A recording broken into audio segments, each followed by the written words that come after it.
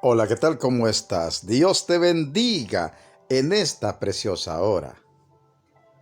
El devocional de hoy se intitula Amando a los hermanos. Una aportación de nuestro hermano Marcos Quereques, de Buenos Aires, Argentina, sobre los estudios del profesor Bernard McGee. Y una edición especial para YouTube de nuestro hermano Jorge Mario Vidán. Amigo oyente, el diccionario bíblico Andrew Ward hace el siguiente comentario acerca de la relación entre el apóstol Pablo y la comunidad de cristianos de Roma. El apóstol inicia el versículo 7 del capítulo 1 de Romanos con las palabras: a todos los que estáis en Roma.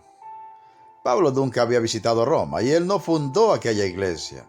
Esto hace que el libro de Romanos sea diferente a todas sus demás epístolas, en el sentido de que la mayoría de las cartas de Pablo fueron dirigidas a iglesias que él mismo fundó.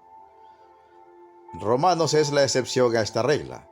Al parecer, la iglesia de Roma comenzó de alguna manera al emigrar los cristianos desde las primeras comunidades cristianas de Oriente hacia la gran capital del imperio, en donde se establecieron y comenzaron a esparcir la fe entre las gentes de Roma, entre los cuales había romanos ahí residentes y también personas de todos los rincones del imperio. Hechos 2:10 dice que había personas de Roma entre los judíos presentes en el día de Pentecostés en Jerusalén. Así que cuando regresaron, ese grupo de judíos residentes en Roma que creyeron en Cristo probablemente dieron comienzo a la comunidad cristiana ahí. Más allá de eso, los orígenes de la iglesia en Roma son algo desconocidos. Lo que sí es cierto es que los cristianos migraron a Roma provenientes de todas partes del imperio, como sucede con todas las grandes capitales, las cuales se convierten en foco de inmigración para aquellos que buscan mejores oportunidades. No debería sorprendernos entonces que una iglesia haya empezado allí espontáneamente sin ser plantada por un apóstol. Aún así, a través de conocidos mutuos o a través de sus viajes, Pablo conocía a muchos de los cristianos en Roma por nombre, porque notamos que él los menciona en Romanos 16. Incluso si Pablo solo conocía a muchos de los cristianos romanos, él sabía dos cosas acerca de ellos y de cada verdadero cristiano. Sabía que eran amados de Dios y que eran santos. En relación a que eran llamados santos, Carlos Spurgeon comenta lo siguiente: noten que las palabras hacer son puestas por los traductores, pero a pesar de que son proporcionadas en realidad no son necesarias para el sentido. Estos creyentes en Roma fueron llamados santos. Ellos no fueron llamados porque eran santos, pero se convirtieron en santos a través de ese llamado. Ahora bien, un estilo de vida santo seguramente llamaría la atención en una ciudad tan dada a la pereza, la idolatría, el vicio y la maldad. Ser cristiano y vivir en la capital del imperio que crucificó al Señor Jesucristo no era nada fácil. Estos cristianos tenían que ser fuertes. Bruce describe a grandes rasgos los peligros que corría un cristiano en la capital imperial. Los cristianos de Roma no eran populares, tenían la reputación de ser enemigos de la raza humana y se les atribuía vicios como el incesto y canibalismo. En gran número entonces se convirtieron en víctimas de la malevolencia imperial, y es esta persecución de cristianos bajo Nerón la cual tradicionalmente forma el escenario del martirio de Pablo. Así que por el hecho de ser santos en Cristo y por el hecho de estar expuestos a grandes peligros por causa de su fe, podemos llegar a pensar que los cristianos de Roma llegaron a ser muy amados por Pablo, aunque mucho antes de llegar a conocerles en persona. ¿Qué es lo que hace usted cuando sabe acerca de un hermano suyo en Cristo en algún lugar, otro lugar que aquellos que usted frecuenta? Eso le produce gozo y un deseo de deleitarse en la comunión de los santos junto con ellos, como Pablo se deleitaba junto a otros creyentes. ¿Qué le produce encontrarse un hermano en Cristo en su trabajo, en el salón de clases, en el vecindario? Se alegra al saber que hay un hermano en Cristo cerca y que puede compartir con esa persona cosas que no puede compartir con nadie más.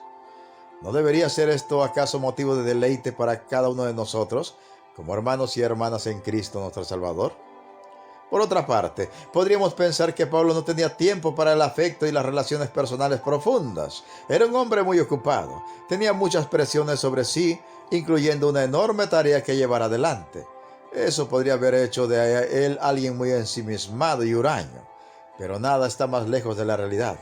Pablo amaba a los cristianos, amaba a los firmes y fieles como los de Éfeso, Tesalónica, pero también a los inmaduros como los de Corinto. Incluso amaba a aquellos hermanos en Cristo que solo conocía de nombre, como a estos amados hermanos suyos de Roma. Sin duda, las grandes responsabilidades y su carácter fuerte no impedían a Pablo establecer relaciones de amor profundas con otros creyentes y deseaba relacionarse así en el amor de Cristo con todos los creyentes, incluso con los desconocidos. El apóstol Juan hace un gran elogio hacia Gayo. Al ser un creyente fiel que brindaba un servicio de amor hospedando a evangelistas itinerantes, los cuales, a pesar de ser hermanos en Cristo, eran en muchas oportunidades verdaderos desconocidos para Gayo, a quien Juan le dedica estas palabras. Amado, fielmente te conduces cuando prestas algún servicio a los hermanos, especialmente a los desconocidos, los cuales han dado ante la iglesia testimonio de tu amor, y harás bien en encaminarlos como es digno de su servicio a Dios, para que continúen su viaje. Tercera de Juan 5 y 6. Este es el tipo de amor fraternal que usted tiene por sus hermanos en Cristo. ¿Es un gozo para usted encontrar a otro creyente? ¿Tiene usted un deseo por conocer y por servir a otros cristianos, incluso si se trata de desconocidos? ¿Podría en este día y todos los días tener un amor similar a este por todos sus hermanos y hermanas en Cristo? Meditemos y reflexionemos en la preciosa palabra de Dios y pongamos toda nuestra fe y todas nuestras obras en el Señor Jesucristo. Se despide de ustedes un siervo de Cristo y servidor de todos, Pedro Navarro Cartagena, desde los estudios de grabación de la Iglesia Cristiana, La Viña de Jesucristo, ubicada en Progreso, Yucatán, México. ¿Y sabes qué? La mejor noticia: Cristo viene pronto. Preparémonos para volver a casa. Amén, amén y amén.